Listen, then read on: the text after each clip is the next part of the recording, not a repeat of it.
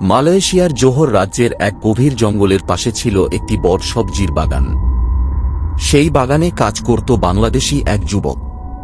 তার নাম রাশেদ। রাশেদ 5 বছর ধরে মালয়েশিয়ায় কাজ করছে। সে শান্ত স্বভাবের ছেলে।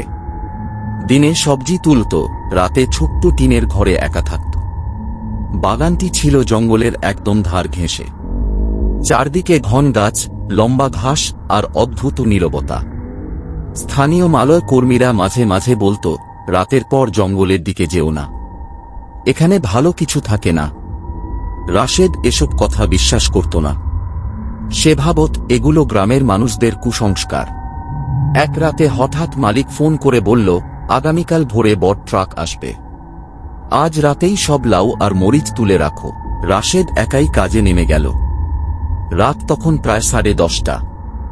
আকাশে চাঁদ ছিল না, চারদিকে কুয়াশা আর অদ্ভুত ঠান্ডা হাওয়া। সে যখন বাগানের শেষ প্রান্তে গেল, হঠাৎ মনে হলো কেউ তাকে দেখছে। সে পিছনে তাকাল, কেউ নেই। আবার কাজ শুরু করল। হঠাৎ জঙ্গলের ভেতর থেকে শব্দ এলো। মনে হলো শুকনো পাতার উপর কেউ হাঁটছে। রাশেদ ডাক দিল, কে আছেন? কোনো উত্তর নেই। তার বুক ধড়ফড় করতে লাগল। তবুও সে নিজেকে বুঝালো, হয়তো কোনো প্রাণী। কিছুক্ষণ পর সে স্পষ্ট দেখল, জঙ্গলের ভেতর সাদা কাপড় পরা এক লম্বা ছায়া দাঁড়িয়ে আছে। মুখ দেখা যাচ্ছে না, চুল নিচের দিকে ঝুলে আছে। রাশেদের হাত থেকে টর্চ পড়ে গেল। সে চোখ মুছে আবার তাকাল, কিছুই নেই। সে ভাবল হয়তো চোখের ভুল। কিন্তু হঠাৎ তার কানের কাছে খুব আস্তে একটা শব্দ শোনা গেল, ফিরে যাও। রাশেদ ঘুরে দাঁড়াল, কেউ নেই। চারদিক নিস্তব্ধ। তার শরীর ঠান্ডা হয়ে গেল। সে দৌড়ে ঘরের দিকে যেতে লাগল। হঠাৎ তার পেছনে আবার শুকনো পাতার শব্দ।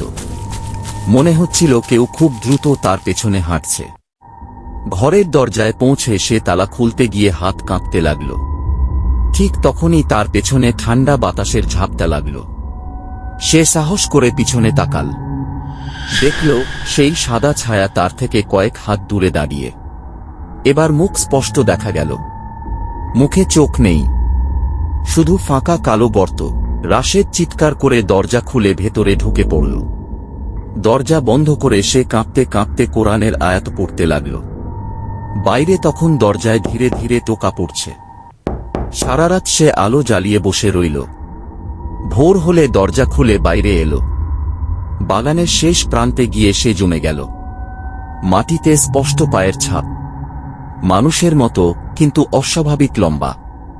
সেই দিনের পর রাশেদ আর কখনো রাতের বেলা একা বাগানে যায়নি। 2 সপ্তাহ পর সে কাজ ছেড়ে অন্য জায়গায় চলে যায়। আজও সে বলে, সব জায়গায় মানুষ থাকে না, কিছু জায়গা অন্য কিছুর। জঙ্গলের সেই বাগানে এখনো নাকি রাতে সাদা ছায়া দেখা যায়। আর কেউ রাতের পর সেখানে কাজ করে না। সমাপ্ত।